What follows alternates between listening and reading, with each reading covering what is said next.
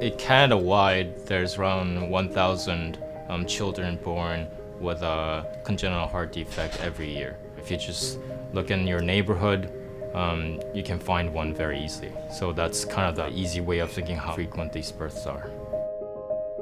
The medical community has made very great, significant improvements over the years. So we can repair the hearts, we can intervene surgically, but still that has a large amount of limitations in terms of its function and also longevity. My name is Andrew Song. I'm a master's student at McGill. I'm working on cardiovascular research at Dr. Anderfinger's lab.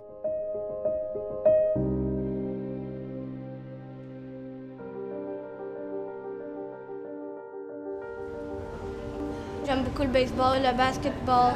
Je fais du chant, je fais du yoga.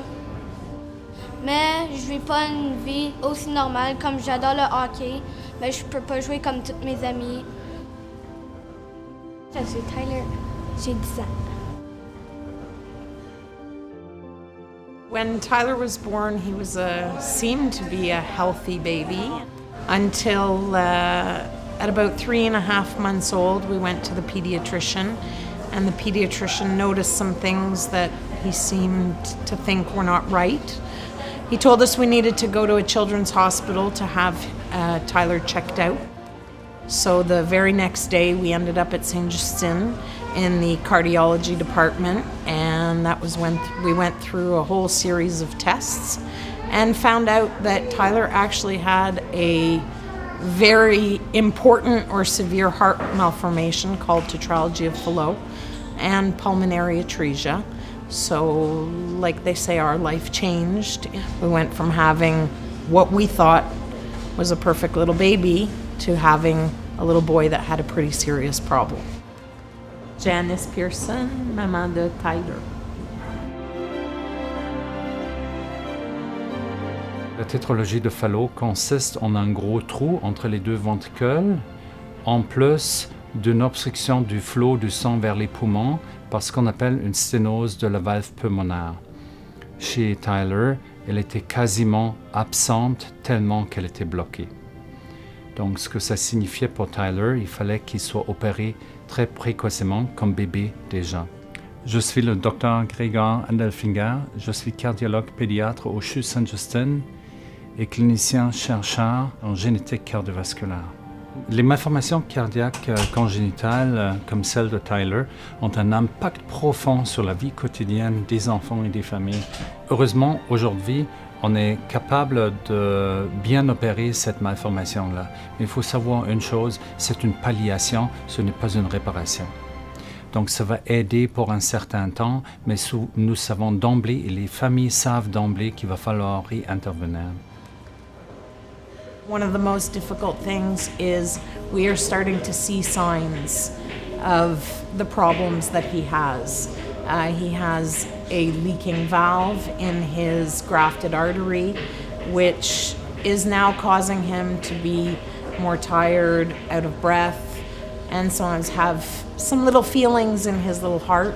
So we have to start keeping an eye on him more carefully.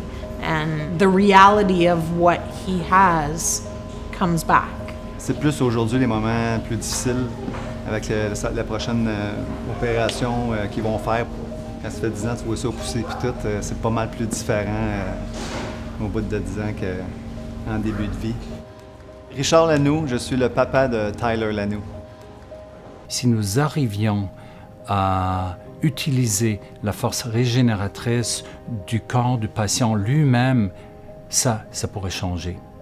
Et c'est à ça que nous voulons arriver avec notre initiative sur les cellules souches ici à Saint-Justin. Recently, there has been an advent of these induced pluripotent stem cells. And what it is we derive these cells from the patient, such as Tyler, and then use his cells directly to generate a stem cell population.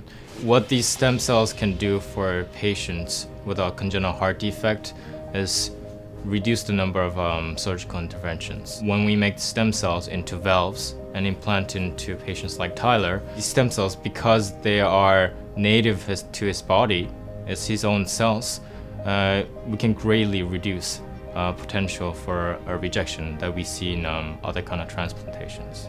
La visite dans le laboratoire avec Dr. Handelfinger m'a vraiment inspirée pour le futur de mon frère ou le futur des autres jeunes. J'ai vu des choses qui feraient que il pourrait me mettre une valve qui grandirait avec moi. Je serais moins essoufflée, puis je serais moins fatiguée. Moi, j'ai vraiment hâte parce que je pourrais avoir plus de souffle, jouer à des jeux plus longtemps. Comme maman, je suis confiante. Le support de la communauté pour la recherche est crucial. Ça nous donne des degrés de liberté dans notre recherche que nous ne pouvons pas obtenir autrement. Et au-delà de ça, nous savons que nous sommes supportés. Nous savons qu'il y a du monde derrière nous qui a confiance en nous. Il n'y a rien qui peut nous stimuler autant que la confiance de ceux qui donnent de tout leur cœur pour notre recherche.